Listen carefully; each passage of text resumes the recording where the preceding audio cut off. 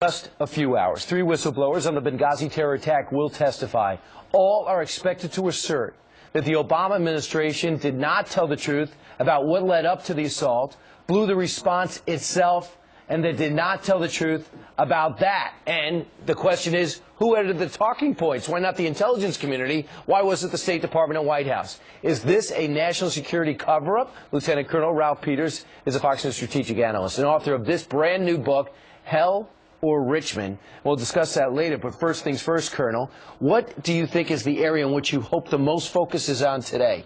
The cover-up, because we can't get the lives back.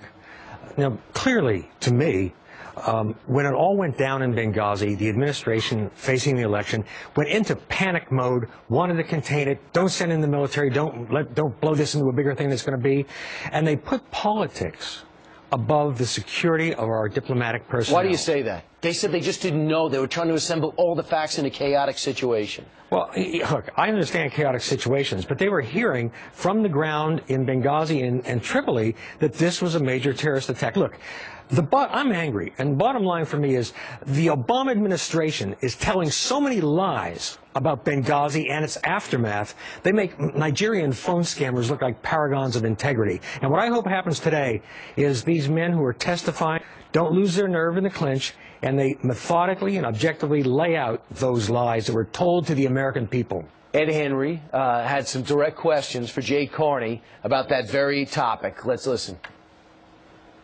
Last week you said from this podium that the Departments of State and Defense had told you and had told Congressman Issa that they were not aware of anyone else at either department who wanted to come forward and say anything about this.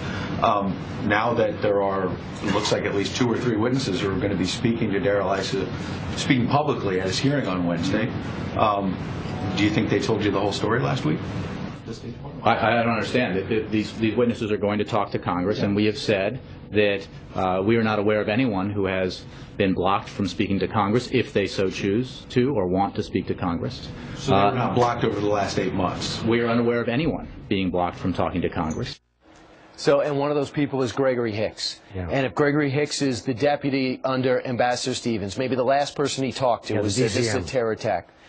He says, and will testify today reportedly, that he was ready, that there was a team ready to launch from Tripoli, and they got the orders from Special Operations Command in Africa to abort. That, to me, is the most grievous crime. To not help our guys who have their lives on the line, and many who would die. Yeah, absolutely. And let's be clear, the military would not have given that order on their own initiative. The military's instinct is to run, ride to the sound of the guns, go to the rescue. That clearly was directed from Washington. And I personally believe it would have been very difficult, if not impossible, to save those 4 lives, especially the ambassador, because of the timelines. But we should have tried.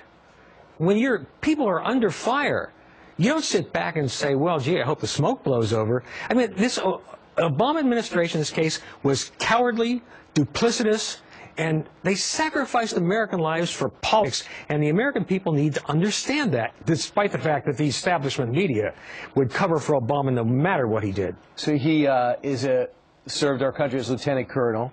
You're an unbelievable analysis, and you also have